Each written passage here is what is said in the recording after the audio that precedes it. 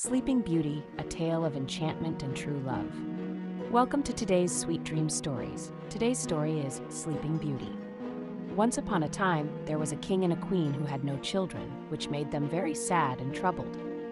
One day, while the queen was walking by the river, a little fish popped its head out of the water and said to her, "Your wish will come true.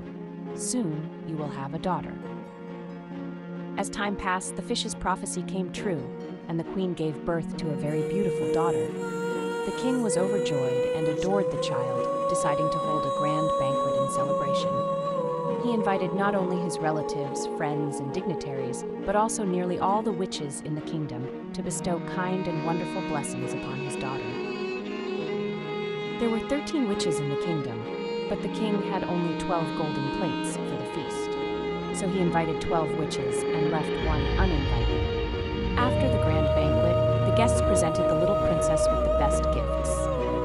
One witch blessed her with virtue, another with beauty, another with wealth, each offering her the finest qualities and blessings one could hope for. When the 11th witch had just finished her blessing, the 13th witch, the one who had not been invited, walked in. She was furious about being left out and sought revenge by casting a wicked curse. She loudly declared, "The king's daughter will prick her finger on a spindle on her 15th birthday and die." Everyone present was shocked and horrified. But the 12th witch, who had not yet given her blessing, stepped forward and said, "This curse will indeed come true, but the princess will not die. Instead, she will fall into a deep sleep that will last for 100 years." To protect his daughter, the king ordered all the spindles in the kingdom to be collected and destroyed. To protect his daughter, the king ordered all the spindles in the kingdom to be collected and destroyed. To protect his daughter, the king ordered all the spindles in the kingdom to be collected and destroyed. Time went on, and the blessings of the witches came true.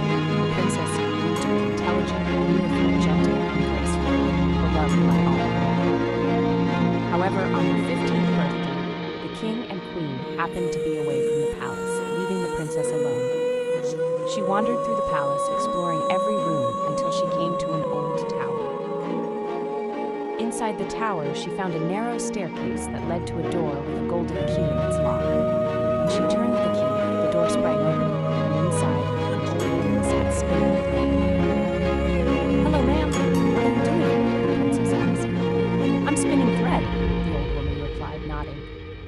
"This little thing is so fascinating when it spins," the princess exclaimed.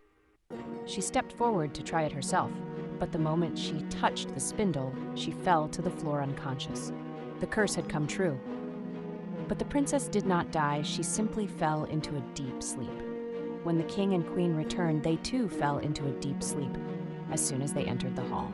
Everything in the palace became still. Around the palace, a thick hedge of thorny bushes began to grow year after year until it completely surrounded and hid the palace, even covering the rooftops and chimneys. The story of the sleeping princess, known as the Rose Princess, became a legend. Many princes attempted to venture through the thorny hedge to reach the palace, but they all failed, ensnared by the thorns or tripped by the dense undergrowth, as if countless hands were holding them back. In the end, they perished in their efforts. Many years passed, and one day a young prince arrived in the land. An old man told him the story of the hedge, the hidden palace, and the sleeping princess, who had been in an enchanted slumber for 100 years. He also mentioned the many princes who had tried and failed to reach her. The prince, undeterred, declared, "None of this frightens me. I will see the Rose Princess." Despite the old man's warnings, the prince insisted. That day marked the end of the 100 years, and as the prince approached the hedge, he found it covered in blooming flowers. The dense bushes parted effortlessly as he walked through, closing behind him as he passed. He reached the palace, where he saw the sleeping dogs, the horses in the stables, and the doves on the roof with their heads tucked under their wings. Inside, he found the flies motionless on the walls, the cook with his hand raised, and the maid frozen mid-pluck with a black hen. Everything was eerily still. Finally, he came to the old tower and opened the door to the Rose Princess. She was so beautiful that he could not take his eyes off her. Without thinking, bent down and kissed her. At that moment, the princess woke up. She opened her eyes and smiled tenderly. The prince took her hand, and together they left the room.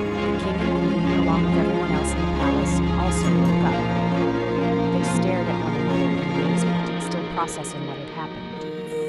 The horses stood up, the dogs barked and leapt with joy, the doves flew from the roof, the flies buzzed off, the fire rekindled itself. The cook gave the kitchen boy the scolding he had been about to deliver. Everything returned to normal. Soon after, the prince